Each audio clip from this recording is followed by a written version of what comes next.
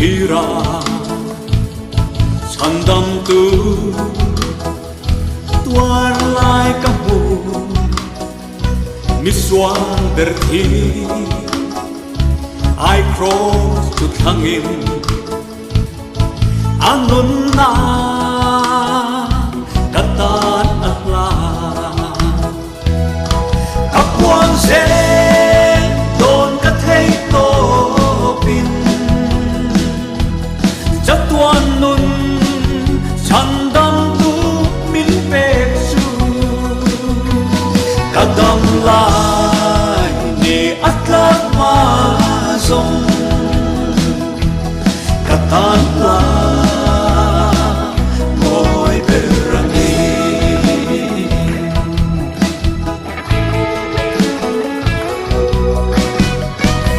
Setanang Dekna santumin Manrotsi Tin mamase Thina thilti Theina sumangin Khanata Athauleta Kapwan se Don kathei to pin Chatuan nun Sandam tu min pek su Kadam lai ni atlat ma song Katan la Moy berani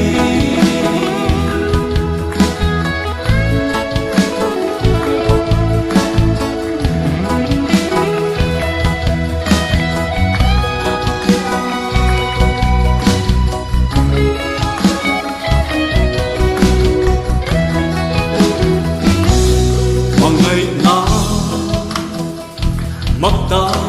aloni Keng betu Ta atong ra Kapa antil Tiswa an relo Ngai dong ro Di bin nati Kapwan se Don kathei to Chatuan nun Sandam tu min pek su Kadam lai ni atlat ma song Katan la Moy berani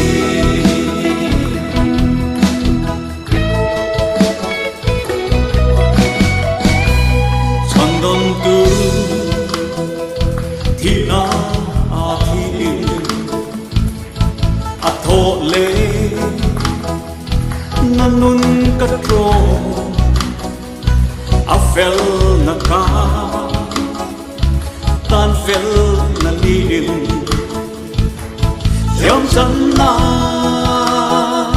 Kim kaneta Kapwan se Don kathei to